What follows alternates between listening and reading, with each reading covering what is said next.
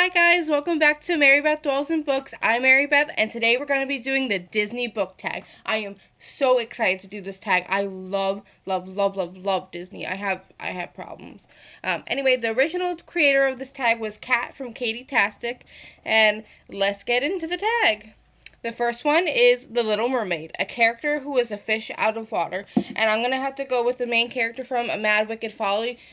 She originally didn't want anything to do with the women's suffrage movement, but somebody convinced her to try out because she had some artwork that she wanted to put in, and that descended her into her thought process, and she actually became a suffragette. So that was pretty cool.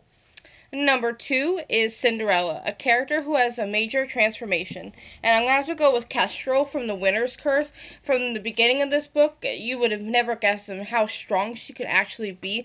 And even though she's not good with a sword or any of the fighting skills, she has such a big mental capacity, and it's really, truly amazing of how much she's changed over the course of 3 books. And number 3 is Snow White, a book with an eclectic cast of characters. And again, I'm going to have to go with the Lunar Chronicles. They are so different from different places of the world, and they all still come together and form this big and great friendship. And I love what Marissa Meyer created in this story. Number 4 is Sleeping Beauty, a book that put you to sleep. And I'm going to have to go with my most recent read, was Monstrous Volume 1. I was absolutely bored to tears, and I have absolutely no idea what I read in this graphic novel, so this definitely put me to sleep. Number 5 is The Lion King, a character who had a traumatic childhood. It hurts to think about the ending of Lion King. I would never be over it. It's been like 20 plus years, and it still hurts. Why?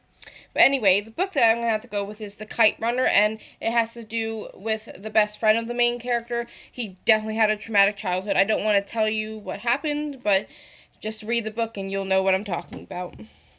The next one, Beauty and the Beast, which is my personal favorite. I have issues, and the new one was amazing. Emma Watson was the perfect Belle, and no one can convince me otherwise. But anyway, this is a big book that you found lovely but intimidated you at first. And I'm going to have to go with The Name of the Wind. Now, when everybody raves about this book, I can totally see why. I read it earlier on in the year. I can't remember which month I read it in, but it was absolutely incredible. And I don't know why I took so long. I mean, besides that, the fact that I was intimidated by it. But if you're intimidated by this book at all, you should totally pick it up when you have the chance to. It's incredible. I love it. It's one of my favorite fantasy books, and I can't wait until I get to The Wise Man's Fear. And I'm with everybody else. I'm waiting for the third one. I hope I can read it someday. Number 7 is Aladdin, a character who got their wish for better or for worse.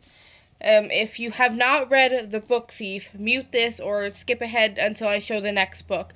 At the end, Rudy wants a kiss from Weasel, and unfortunately, spoiler alert, he dies at the end, and that's when she kisses him. So he did get his wish, he just wasn't alive to notice that he got his wish, which is really sad to think about.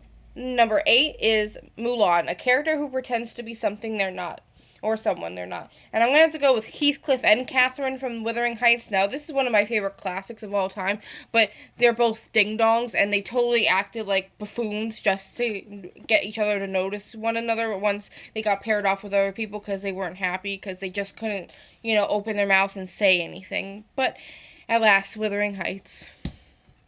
And number 9 is Toy Story, characters you wish could come to life. Now, technically, she's not a character. She was a real person. But I totally wish I could have met Anne Frank. I would have bawled my eyes out if I got to meet her. She was an incredible human being. And I'm really sad that her life was wasted just because of some genocidal idiot.